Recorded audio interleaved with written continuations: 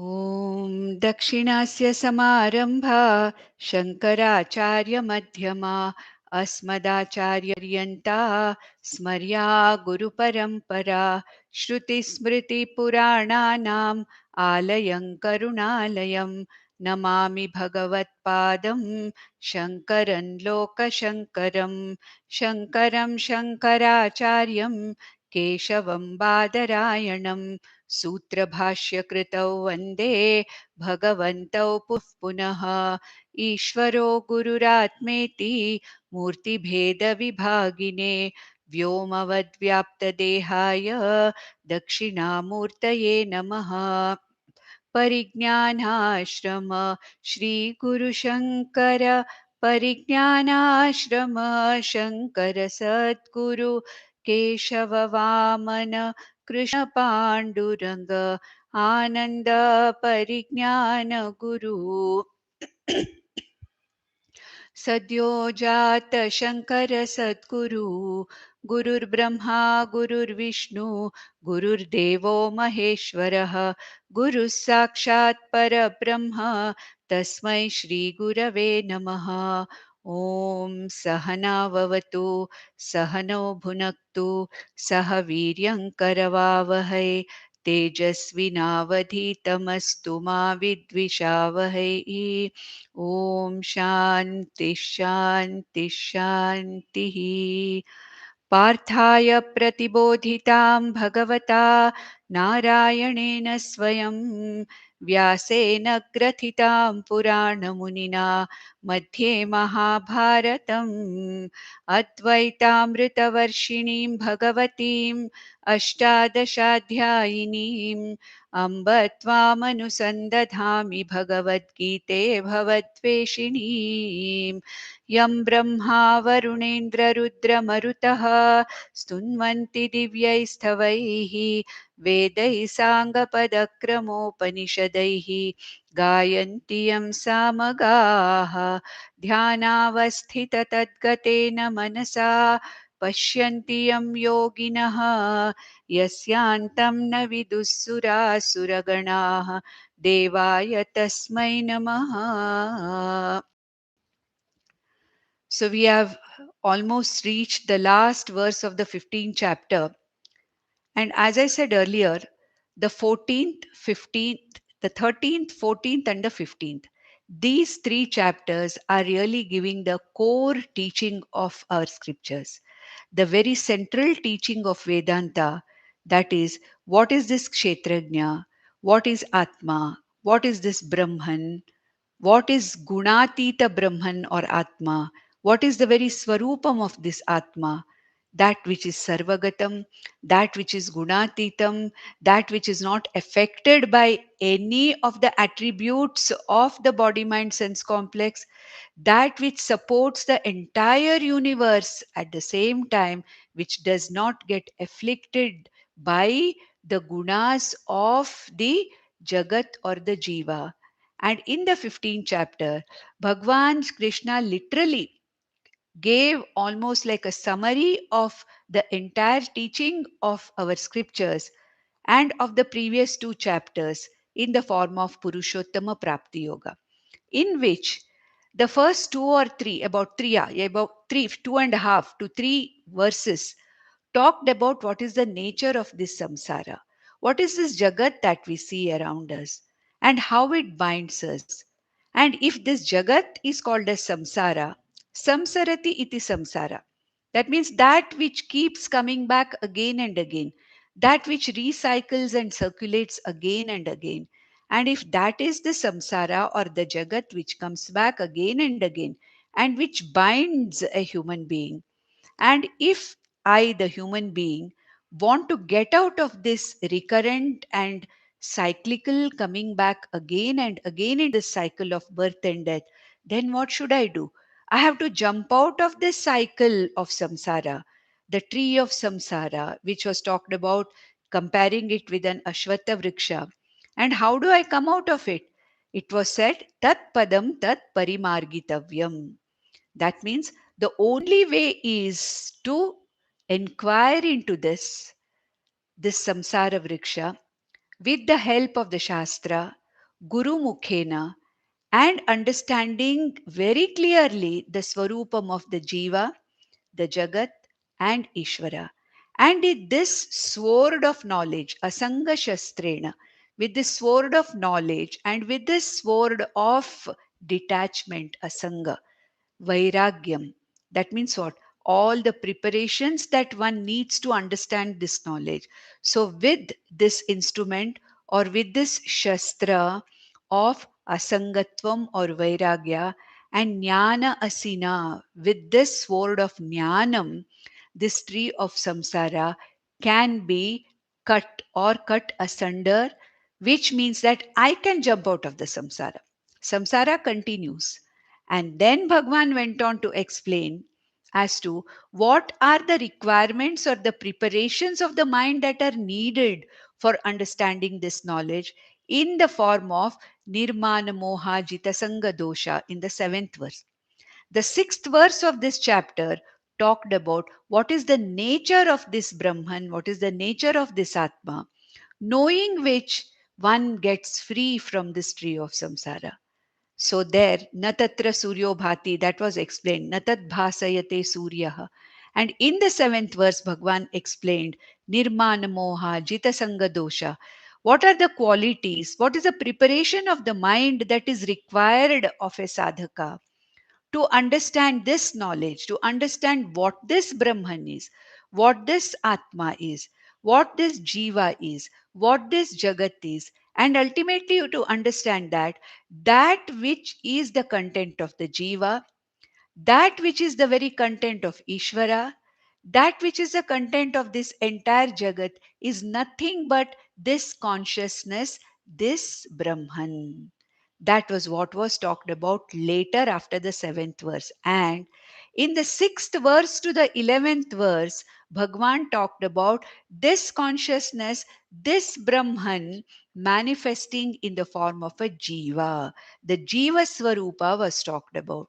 Vamsho Jiva Loke Jiva Bhuta Sanatanaha. That is from that eighth verse onwards. It was the Jiva, the Swarupam of Jiva was talked about. And after that, after the 11th verse, Bhagwan said that the same consciousness, the same Brahman, it also is the very content of the samashti or the total also.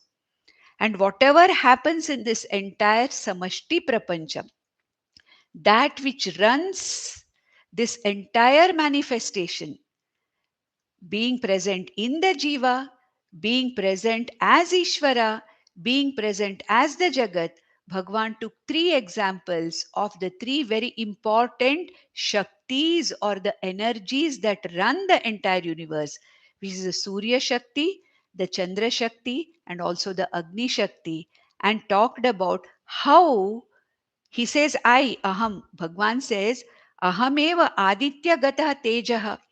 I am that Teja or that brilliance or that power in the sun.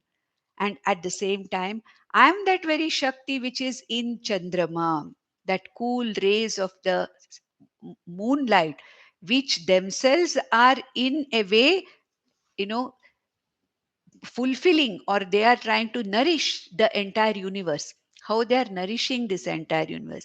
How this Surya Shakti, having entered the Jagat, Gama Vishyacha Bhutani Dharayamyaha Mojasa, how the sunlight, the energy in the sunlight, sustains the life principle or the prana of all the jivas. How the moonlight, sustains, the production of food from the sap of all the oshadis. And how Agni, being that power outside the body of a jiva, helps in keeping this whole thing going. At the same time, aham vaishvanaro bhutva praninam deham ashritaha. The same principle of Agni, I manifest in every jiva as the very digestive principle. So, as the energy of the sun, I manifest as the prana shakti. As the energy of fire, I manifest as the Vaishvanara Agni. where the samana prana, apana prana, or the entire process of digestion is taking place. So, in that way, taking the three important strengths or shaktis or energies, he took the whole universal functioning and the functioning of the jiva also as nothing but a manifestation of Brahman. And ultimately, in the last three verses, Bhagwan talked about the entire universe, which can be divided into a manifest universe which keeps changing, which keeps getting lost, drishta nashta prapancha in the form of a kshara purusha. He called it kshara purusha. And the unmanifest universe or that potential universe called as prakriti or maya, from which the manifest universe manifests, Bhagwan called it as akshara purusha. Here akshara is in this chapter, we have to understand very clearly that Akshara Purusha indicates Maya or Prakriti, because till the Jiva gets out of this cycle, Maya or Prakriti is as though permanent. It is there all the time. I have to get out of that Maya. I have to jump out of the cycle of this Prakriti coming back again and again. Otherwise, for the Jiva, this Prakriti remains a very permanent feature. Therefore, he calls this Maya, potential universe or Prakriti, as nothing but Akshara Purusha. And he says, other than these two, there is one more, that is Uttama Purusha or consciousness, which is my real nature, which is the real Swarupam of the Jiva also, which is the real Swarupam of the Jagat also. And I, this Uttama Purusha, is the one which sustains the Akshara Purusha as well as the Kshara Purusha. I am the very Adhishtanam. I am the very support of this entire Akshara Purusha and Kshara Purusha. At this entire Jagat, whatever is seen, whatever is available, whatever is still potential, the entire Kshara and Akshara Purusha, the whole universe is Otam Protam in me. Mai Sarvam Idam Protam Sutre Manigana Iva, as he said in the seventh chapter. So he says, I am that consciousness, that existence, which is called as Uttama Purusha, which is the very central teaching of our Vedas.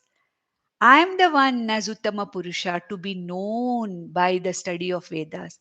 Vedaishchayev ahameva vedyaha. I am the one who is to be known through the Vedas. And who am I? Vedanta Krit, Veda Vidyeva Chaham. I am the very system of the teaching of Veda. I am the teacher, I am the taught, and I am the very content of the Vedas which is being taught.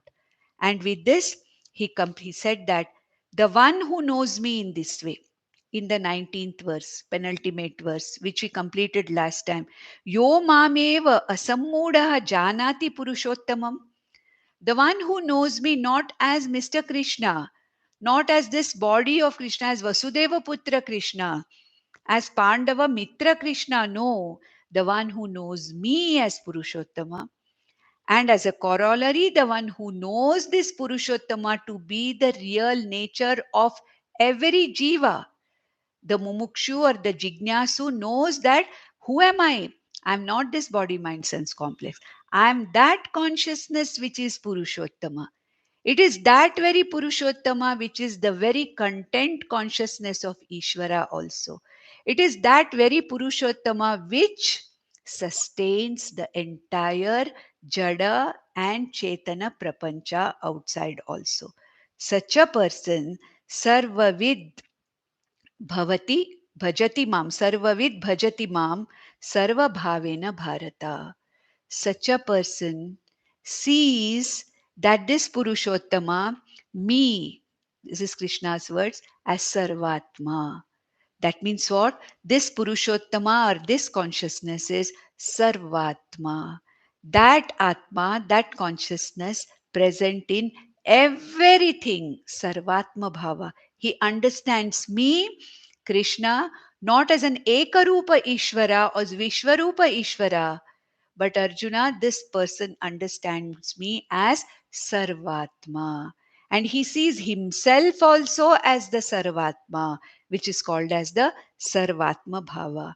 And the conclusion, the last verse of the 15th chapter, Bhagwan says, Iti guhyatamam shastram idamuktam maya nagha yetad buddhva buddhiman syat kritakrityascha bharata. He Bharata, Arjuna, he Anagha, he Paparahita. Anaga means blemishless, Paparahita, Sattva Buddhi Pradana Arjuna. Now as a Shishya, all of us as Mumukshus or as Shishyas, we are all Anaghas. So he says, Bhagwan addresses Arjuna. Now who is prepared to listen to this knowledge? He Anagha, he Bharata, iti guhyatamam shastram idamuktam. What I have told you is the secret of all secrets.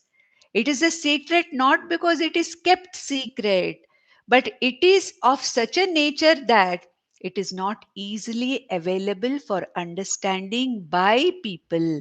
It is as though secret, and I have given this secret teaching to you. Do you remember the ninth chapter? Raja Vidya Raja Guhyam. This knowledge is the highest of the knowledge and the most secret, because this is the knowledge which requires us to literally discover ourselves, discover all the wrong understandings that we have had, and to understand that aham atma brahma asmi, aham brahma asmiti, to understand that particular understanding is so deeply hidden in us that we require the help of the Shastra and Guru to understand it, to unfold it to us. Therefore, it is said, Guhyatamam Shastram idamuktam maya. I have given this not only in the 7th, 9th, and 13th chapters, Arjuna.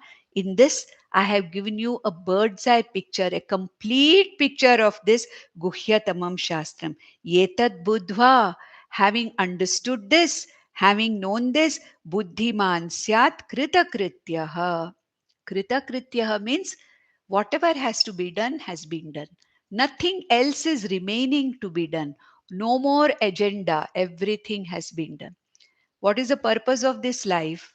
What is the purpose of this human life? It is to understand this and free myself from the cycles of birth and death. Moksha is the ultimate goal of every every human being. And therefore, the one who has attained this goal, he is Buddhiman.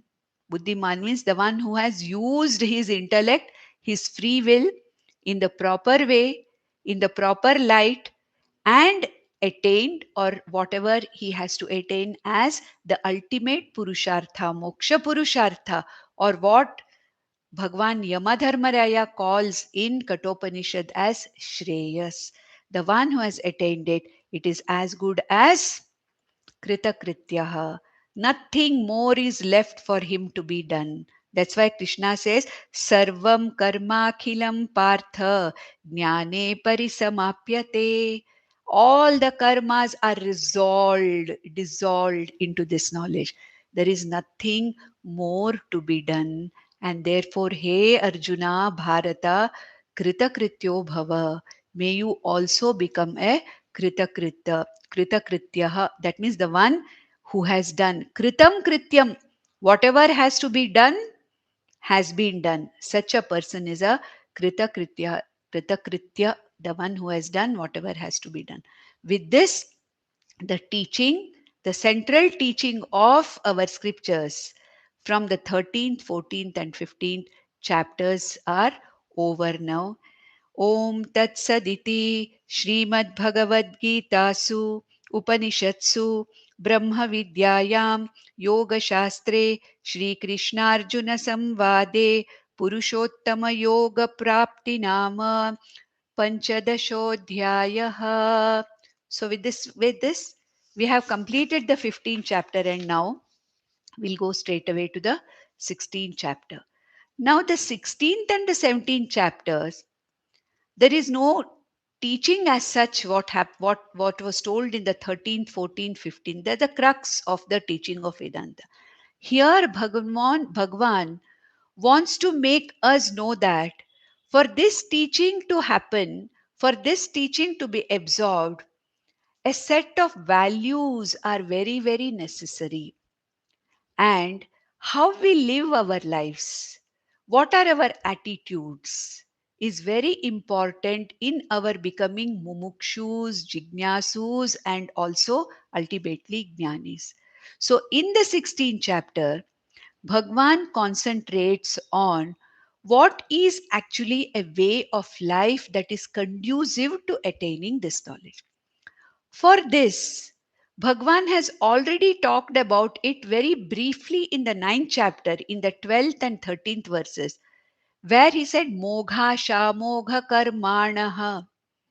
Okay, he said that those who are living lives of confusion, anger, raga, dvesha are wasting their lives. And these two verses, the 12th and 13th verses of the 9th chapter, are going to be explained in detail here in the 16th chapter in the form of Daivasuri Sampat. Daivasuri Sampat is the name of this chapter, the 16th Shodashodhyaya. It's called as a Daivi Sampatti, Asuri Sampatti. Now, let us have a brief introduction to this. Now, how do we live our lives, day to day lives? And what are our attitudes and what are our basic dispositions? This depends upon the gunas, basically. We have already seen that in the 14th chapter. It is the sattva, rajas, tamas gunas and the preponderance of these gunas. Predominantly, what kind of a guna I have, that indicates my swabhava, my attitude, and also my day to day living. Now, our Shastras divide this kind of an attitude also, and the daily living of a particular person, how we live, the way of living, into three types basically. The first one, which is a Krodha Pradhana individual, a Krodha Pradhana, Krodha Pradhana, Tamasic and Rajasic. A Krodha Pradhana individual or angry person of a disposition of anger. This person who is a Krodha Pradhana individual is the one who has no control over his anger. Verbally, thought-wise, verbally, physically, this person is capable of inflicting any kind of a harm or injury to another person. Most often it starts with, the krodha in the mind, then goes on to verbal abuse and later physical abuse. And unfortunately, this person is not even aware that he's a pradhana individual who has absolutely no question of managing his krodha, and that he's inflicting injury upon people, he's inflicting himsa upon people. He's not even aware of such a thing, that he's of that particular pravritti of Swabhava. This way of living, a Krodha Pradhana individual is called as a Rakshasa Pravritti individual. Rakshasa. What is the meaning of Rakshasa? One has to protect oneself from such people. That is the meaning of Rakshasa. Okay, I have to protect from, I can't fight with such person, I can't make that person see any sense. He has absolutely no insight into his way of living. But what can I do? The only thing I can do is I can protect myself from him. That is what it is, that is what is called Rakshasa Pravritti.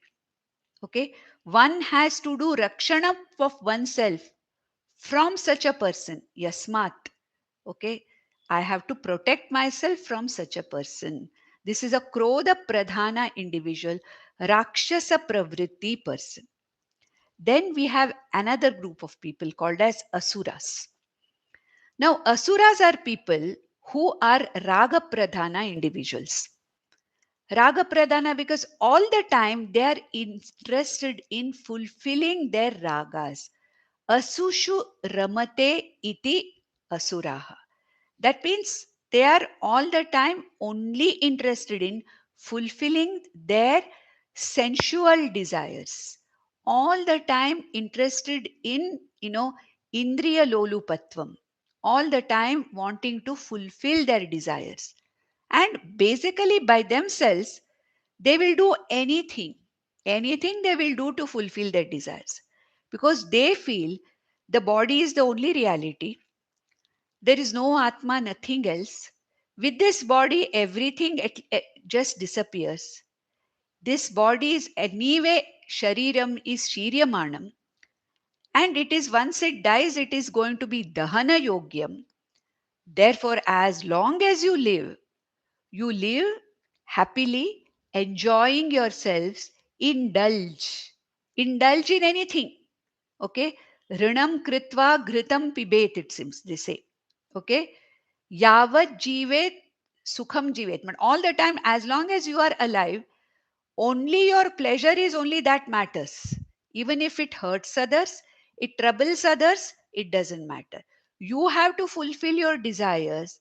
However, the desires may be, not at all things which need to be fulfilled. Even then, whatever it may be, whatever kind of a desire it may be, whatever the indriyas are demanding, I have to fulfill that.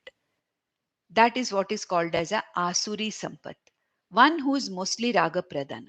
And he will not normally may not hurt you, but if somebody comes in the way of his enjoying himself, if somebody comes in the way of fulfilling his sense pleasures, then he can harm somebody.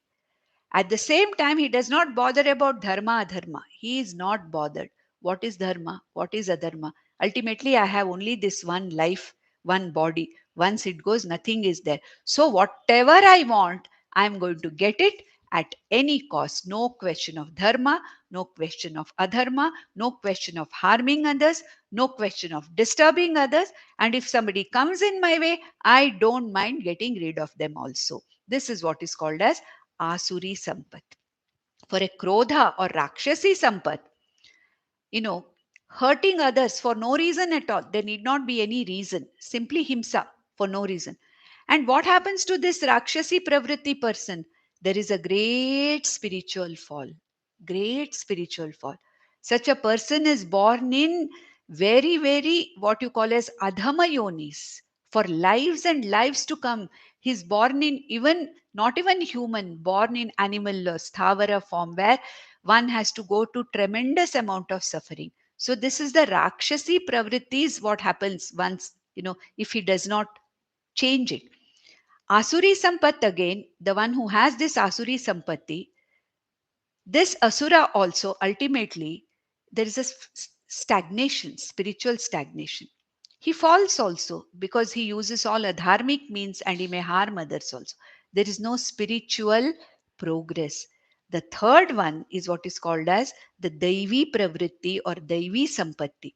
And this Daivi Sampatti is the one where there are values which were talked about in the 13th chapter. Do you remember? Amanitvam Adambitvam iti from the 7th and 8th verses of the 13th chapter talked about Amanitva, the 20 values were talked about. The same thing Lord Krishna is going to repeat here as Daivi Sampatti. Daivi Sampatti is a person who basically is Sattva Pradhana, the one who has a sattvic mind, the one who is capable of inculcating these values which are going to help him to progress spiritually. And these are the values which create a mind, a mature mind, which is capable of absorbing this knowledge that is given. Therefore, these three types of people, Daivi Sampatti people, Asuri Sampatti people, and also Rakshasi Sampatti people are the three types. And Sampatti means what? Wealth. How can Krishna talk about all these things as wealth? It's okay for Daivi Sampatti to say it is wealth, because ultimately all the values of Daivi Sampatti are resources or wealth which help a person to continue on his spiritual path. Whereas Asuri Sampatti and Rakshasi Sampatti, are they Sampattis? They're actually making this person, fall. There's a downfall, they create downfall. Here, Sampatti only has to be taken as what one is endowed with, whatever prakriti or whatever swabhava this person has. Now we know also one thing, that prakritis or swabhava is something with which we are born and we cannot difficult to change. But as far as these gunas are concerned, as far as this Rakshasi and Asuri Sampat is concerned, there is a possibility of change. It is possible to change.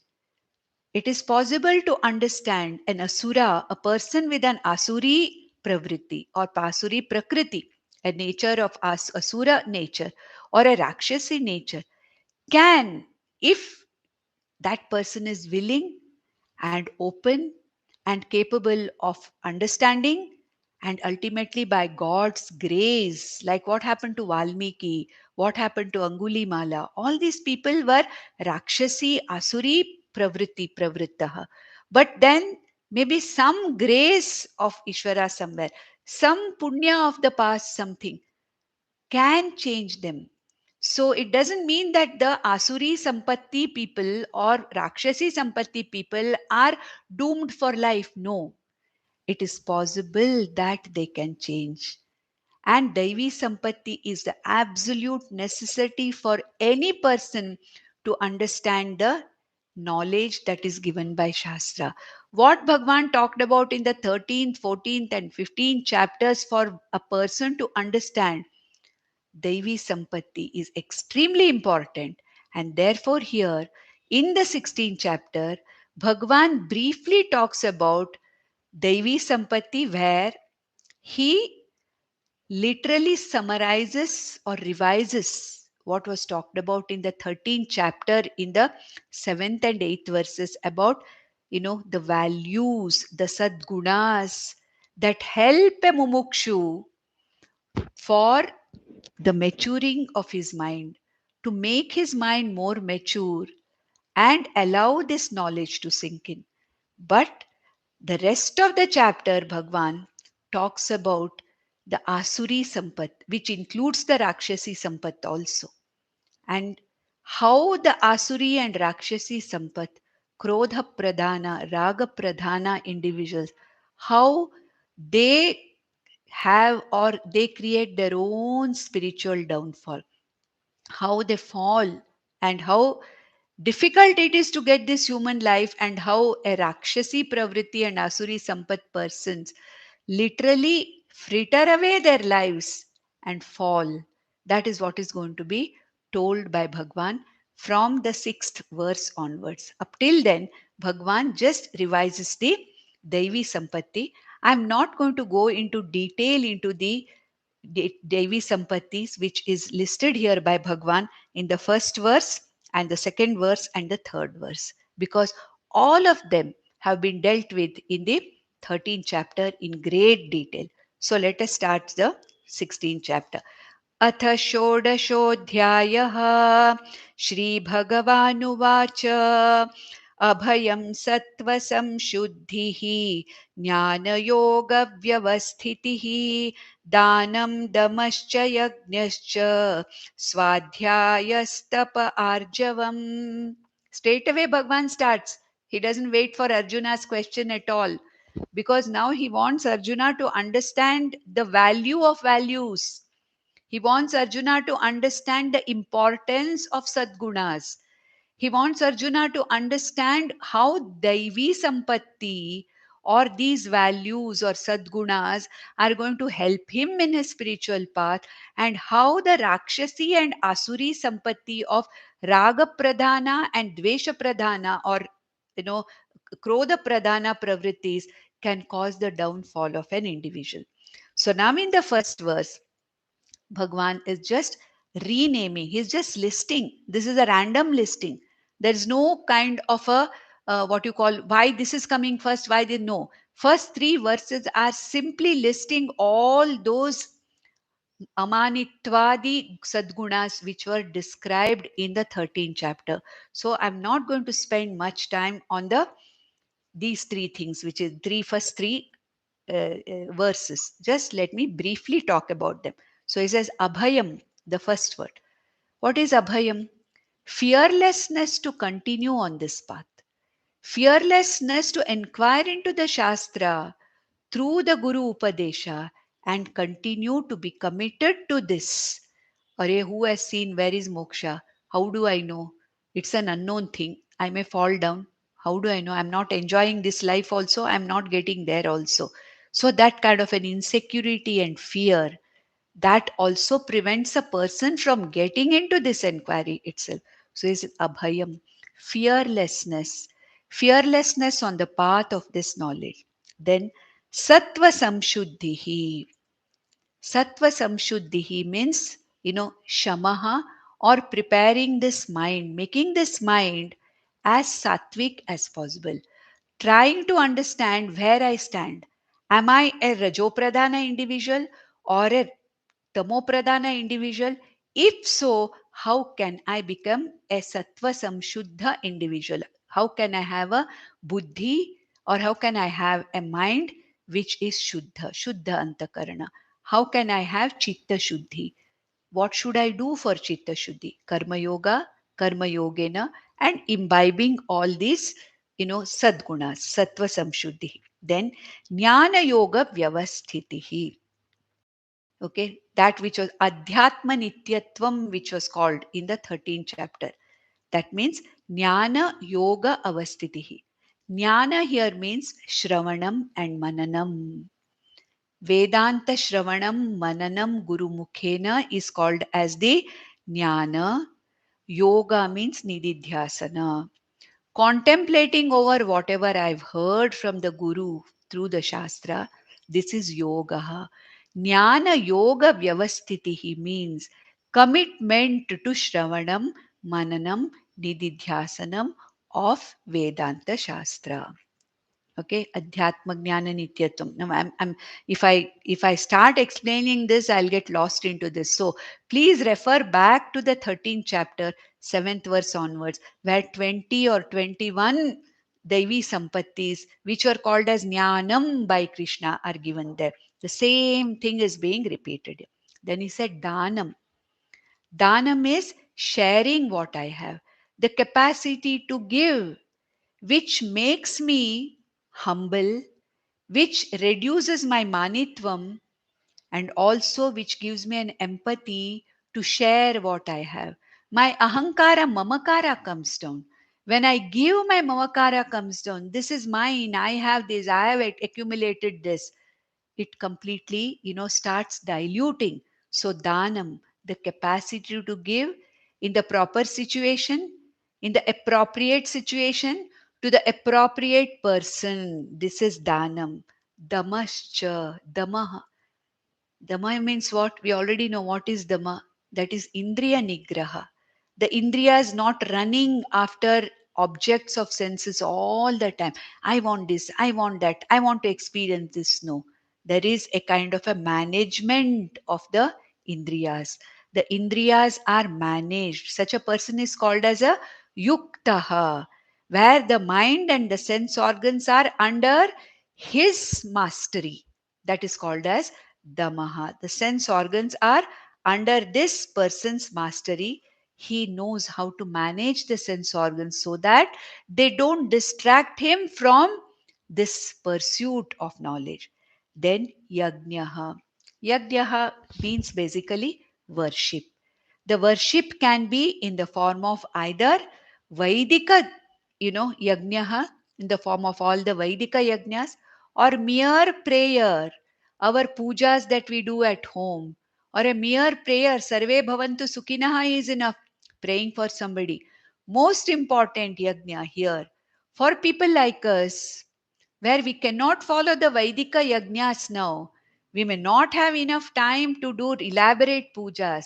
Pancha Mahayajnas, which were talked about In the 13th chapter also, in the 9th chapter also, we have already talked about Pancha Mahayajnas. In the 3rd chapter, we have talked about, so the Pancha Mahayajnas, worship of Bhagwan, and also Vaidika karmas, when and whenever and wherever it is possible.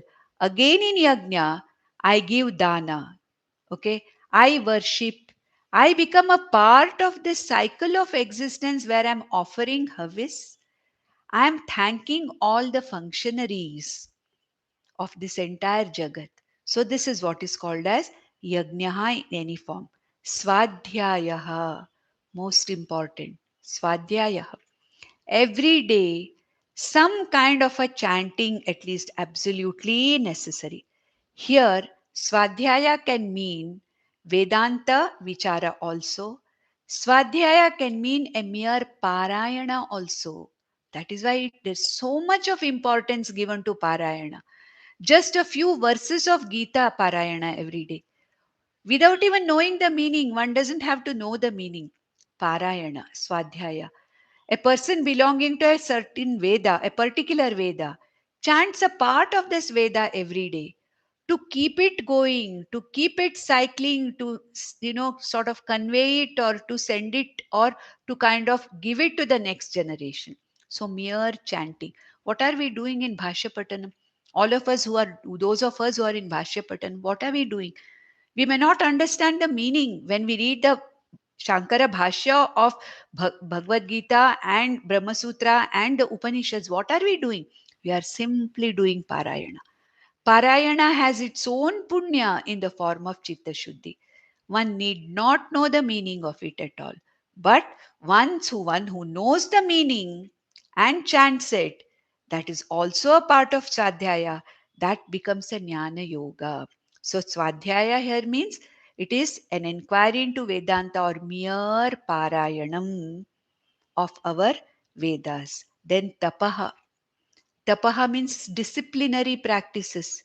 Discipline at the level of the body, at the level of the indriyas, at the level of the mind, at the level of the vak, which Bhagwan himself is going to talk about more in detail in the 17th chapter.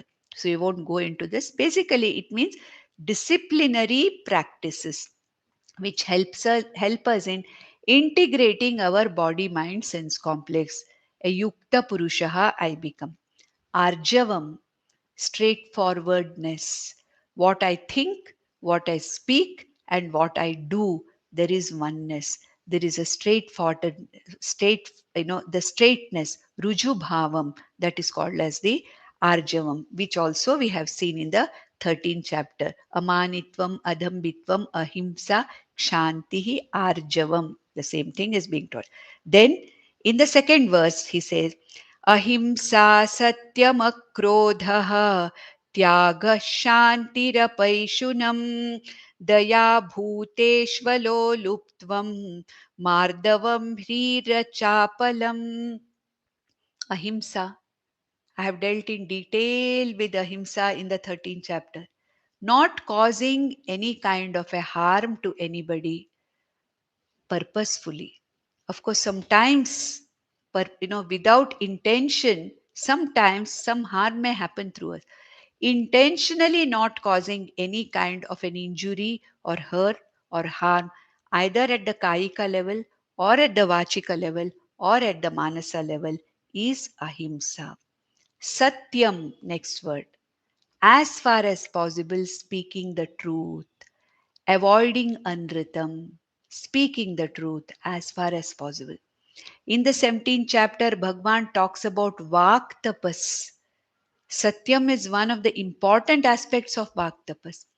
If I'm not able to speak the truth, if the truth is something which causes a lot of disturbance to the other person, if I'm not able to speak the truth, keep quiet, Bhagwan says. If you have to speak, speak the truth. Speak the truth in such a way that the effect of that is, is to some extent lessened. And if you cannot really speak the truth because it cannot be told in any other way, then you better keep quiet. But as far as possible, speak the truth. Then Akrodhaha. Akrodhaha. Krodha means anger. Akrodhaha. Even in the mind, I don't get that feeling of that anger towards somebody. Once the krodha comes, then I don't know what I'm doing. Correct? We have seen that in the second chapter itself. Krodhat bhavati sammohaha, sammohat smriti vibhramaha. Okay? And buddhinashaha. We have seen all that. Okay? Smriti bhramshat buddhinashaha, buddhinashat pranashyati. So akrodha means even that seed, as the anger arises in my intellect, in my mind, it is just dealt with then and there only, so that it doesn't manifest in the vak and in the bodily form. So it is akrodha. Then tyagaha. Tyagaha means the capacity to lose whatever is losable, the readiness to lose. It is a mental. Tyaga is not taking sannyasa and going away. Tyaga is not simply giving up everything. Tyaga means the capacity to give, the capacity to see that something is not mine, mamakara reta. Yes, this is there, fine. This is a gift from God. This is a gift from Ishvara. This is a blessing from Ishvara. Right now it is there with me. It can be lost anytime. I am prepared to lose. I am prepared to lose whatever is losable. Thus, mental preparation or mental renunciation here is called as the tyagaha. Shantihi. Shanti means that state of the mind where there is not much of a disturbance. Shanti, manas shanti. Then apaishunam, the last word in the second line, apaishunam. Apaishunam means what? Here, you know, enjoying talking about other people's problems, gossip. We call it chugli in Hindi. That talking about other people's helplessness, other people's problem, which becomes our dining room or drawing room armchair conversation when people meet, this loose kind of a gossip about others, that is what is called as paishunam. It is apaishunam is the capacity to refrain oneself from talking about others, because they are also the same. Every person is ultimately Atma Swarupa. Every person is born with his or her own prarabdha, his or own pravritti, prakriti, svabhava, and what you really cannot, everybody functions the way one svabhava, makes them function. Unless the person is in this particular, a mumukshu, who's all the time aware of what is my predisposition, how am I behaving, what is the state of my mind. Unless a mumukshu is constantly aware of his disposition, otherwise everybody is swabhavataya functioning the way they have to. No point in talking about the ills of other people. Loose gossip. This is Paishunam. Here, Daivi Sampatti is what? Apaishunam. Refraining, avoiding talking about other people behind their backs. Better leave the place and go away. If there is a group like that where you are, where people are talking about, is it better? So apaishunam. Then daya bhuteshu, empathy or compassion for other living beings, not only human beings, for all other beings, a compassion that whatever it may be, whatever they are going through, whatever they are suffering, after all, the dukkham is same for every being, whether it's a human being, whether it's an animal, whether it's a plant. The expression of dukkha may be different, but that every living being feels pain is something which is very, very important to be understood. So, empathy, daya, compassion towards all the living beings, that I should not be a cause to make them dukhis or suffer. Daya bhuteshu. And next verse is aloluptvam. Indriya aloluptvam. What is dama? Indriya nigraha. What is aloluptvam? Even when the indriyas are exposed to their respective objects, The indriyas don't get unduly distracted by them. This is called indriya aloluptvam. Loluptvam means what? When you see something which you like, you literally go mad or berserk. Whereas aloluptvam is what? Where though I am surrounded by things which I love, though there is raga towards certain things, but in their presence, my senses don't literally drag me there. So this is aloluptvam. Dama is indriya nigraha. I don't go after objects. The indriyas don't go searching for objects. Aloluptvam is where the indriyas are for some reason exposed to their respective objects, that which are raga pradhana, which I like. But in spite of that, in that situation also, the indriyas are not unduly distracted and go after it, even in the presence of the loud object. This is called as indriya aloluptvam.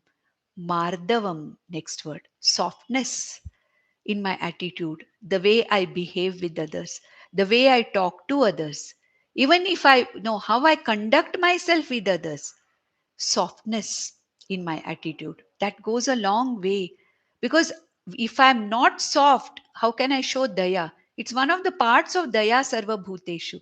If I have to be compassionate to others, I have to give a lot of awareness. I have to be aware of how I am showing that. Mardavam, softness. Then Hri, next verse, word, the last but one word. Hri. Hri means what here? Modesty. Certain things I do not know in front of everybody. Certain things I don't speak in front of everybody.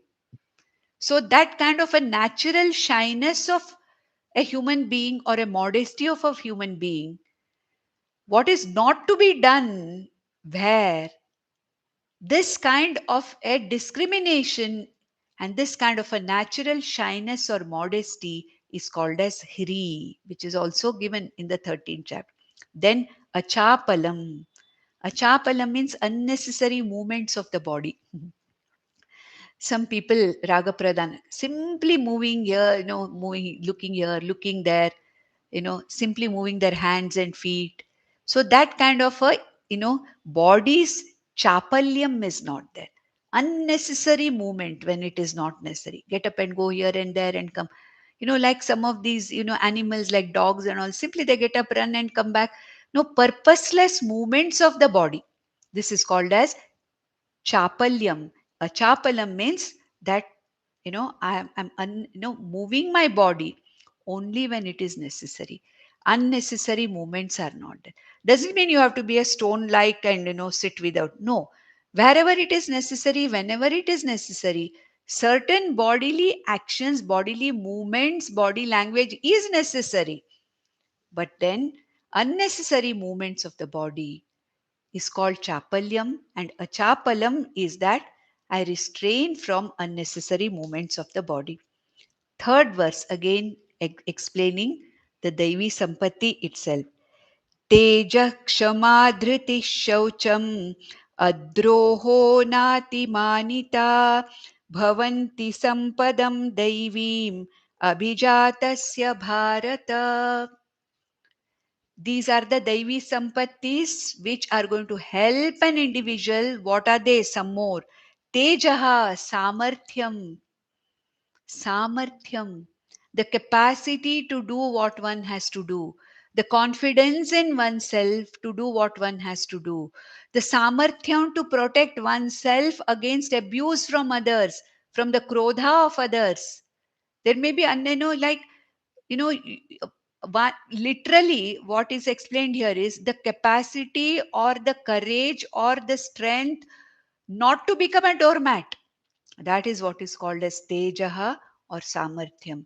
Yes, I have, daya, I have compassion, yes, everything, but then I also have the samarthyam, the courage to protect myself from unnecessary verbal or physical or mental abuse. This is called as tejaha, which is samarthyam. Kshama, accommodating other people. Accommodating what? To the extent possible. Now, Bhagwan doesn't say that you have to accommodate everybody, whatever they do, you accommodate them. No. Otherwise, he wouldn't talk about Teja. Kshama means what? Try to accommodate Titiksha. Try to have some kind of an accommodating other people's, behavior, other people's weaknesses, because nobody is perfect. I'm not perfect. I cannot expect somebody else to behave or think or talk the way I want, because that person is different, I'm different. The capacity to accommodate the another person's, whatever it is, his, behavior and his words, other thing, to the extent possible, which do not harm me in any way, that is called as kshama, accommodation. Dhritihi, commitment, the strength of the intellect or the mind, commitment, that kind of committedness to what I'm doing. I've taken up something, I'm going to do it correctly. I'm going to do it properly. I'm committed to it. If I'm a mumukshu, and if in this life I have taken Purushartha Nishchaya as Moksha Purushartha, whatever is necessary for it to be done, I'm going to do it. Whether I get moksha, whether I, get moksha in this life or not is not the problem. But my goal is moksha. Doesn't matter if it doesn't happen in this life. But whatever I have to do for that, Shastra Pramanataya, whatever is needed for that, I'm going to do it with commitment. This is what is called as Dhriti. Shaucham, we have already seen. Cleanliness outside and cleanliness inside. Bahya Shaucham, Antara Shaucham. Antara Shaucham is in the form of this Daivi Sampatti. A person with Asuri Sampatti and Rakshasi Sampatti, where is the Shaucham? Where is the Shaucham inside? So, Antara Shaucham, clean person. Thinking is clean. Not all the time thinking of, kind of causing persons to others, problems to others. No question of that. Clean thinking, you know, not all the time a crooked thinking. No, that is what is called as Shaucham, Anta Shaucham. Adroha. Okay, that is ahimsa even at the mental level, even mentally, thought wise also, you don't think of harming anybody. This is called as adroha. Don't want to cheat, you don't want to cause any kind of a misery, or even if I have to go through a little bit of problems, it doesn't matter. I don't want to do anything which causes dukkha, or a kind of a you know conceitedness or droha to other person. I don't want to do anything which will which a person may suffer from. This kind of, no cheating, no intention of cheating, or kind of misleading a person, that is not there. That is called is adroha. Then na atimanita, natimanita, amanitvam, we saw that in the 13th chapter. Amanitvam is natimanita. Okay, that is atmani pujyatva bhavam is not there. Oh, I am a very exalted person, a great person, everybody has to respect me, everybody has to fall at my feet, everybody has to address me like this. That kind of expecting signs of respect from others, manitvam, is not there.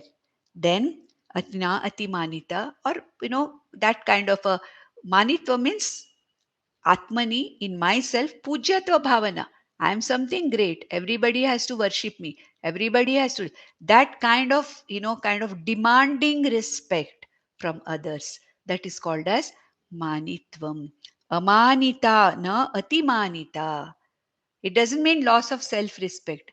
We all should have self respect. That self respect should not be in the form of expecting undue respect from everybody. You have to talk to me like this, you have to behave with me like this, you have to always fold your hands and talk to me, you have to always do namaskara to me, all that kind of a thing. This is atimanita. Natimanita means amanitvam of the 13th chapter, first word of the 7th verse. Bhavanti sampadam daivim. All these briefly are the sampatti or those gunas which are nothing but a treasure. They are like treasure for this person, for a mumukshu. Abhijatasya, in whom these are there, in individuals in whom these kind of attitudes or values are there, they are called as Daivi Sampattis because they lead this person to higher spiritual gains. It makes the spiritual journey of a mumukshu easier. It makes the understanding of Shastra much easier, and remembering and absorbing the Shastra becomes much easier. So, with this, the Daivi Sampatti, revision of Daivi Sampatti is over. And from the next verse onwards, Bhagwan is going to completely dedicate himself to the dangers and the disadvantages of Asuri and Rakshasi Sampatti. ॐ नन्दन्तु साधका सर्वे विनश्यन्तु विदूषकाः अवस्थाशाम्भवी मेस्तु प्रसन्नोऽस्तु गुरुः सदा सर्वे भवन्तु सुखिनः सर्वे सन्तु निरामयाः सर्वे भद्राणि पश्यन्तु मा कश्चित् दुःखमाप्नुयात् ॐ शान्ति शान्ति शान्तिः ॐ नमो भगवते वासुदेवाय